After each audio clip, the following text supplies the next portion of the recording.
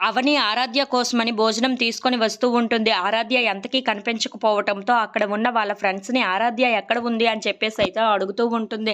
ఆ మాటలు వినగానే అక్కడ ఉన్న వాళ్ళ ఫ్రెండ్స్ అయితే అదుగోండి అక్కడే ఉంది అని చెప్పేసి అయితే ఆరాధ్యని చూపిస్తూ ఉంటారు. ఇంతలో పల్లవి ఆరాధ్యకి భోజనం తినిపిస్తూ ఉంటుంది.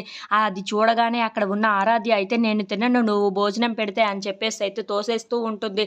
ఇంతలో అక్కడ ఉన్న పల్లవి అయితే చాలా కోపంగా ఆరాధ్య అని చెప్పేసి అయితే తనను కొట్టబోతూ ఉంటుంది.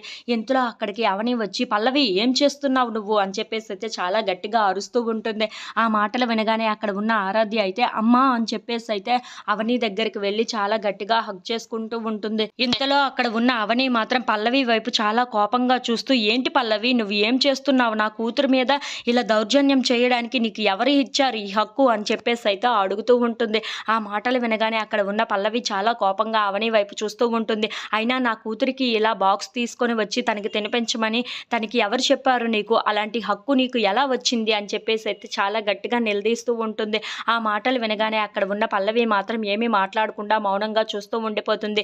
ఇంతలో అక్కడ ఉన్న అవని మాత్రం అవును నీకు అలాంటి హక్కులు కానీ అవి గాని ఎవరు ఇచ్చారు నా కూతురి మీద ఇలా దౌర్జన్యం చేయడానికి అని చెప్పేసి అయితే అడుగుతూ ఉంటుంది.